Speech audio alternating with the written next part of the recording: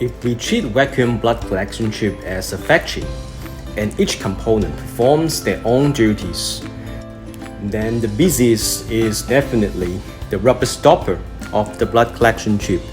The rubber stopper is a bridge connecting the inside and outside of the blood collection tube. When the blood collection needle passes through the rubber stopper to puncture the blood collection tube, the rubber stopper is required to have lower resistance to the blood collection needle to reduce the difficulty of puncture. When the blood collection needle is successfully inserted into the blood collection tube, the rubber stopper is required to have greater clamping force to the blood collection needle to prevent the blood collection needle from retreating.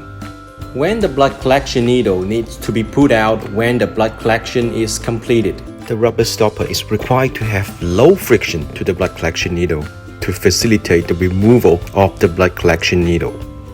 At the same time, the friction force between the rubber stopper and the tube wall of the blood collection tube is required to be large enough so that the safety cap will not be pulled out with the blood collection needle. When removing the cap, the friction between the rubber stopper and the tube wall of the blood collection tube is required to be suitable to ensure smooth cap removal.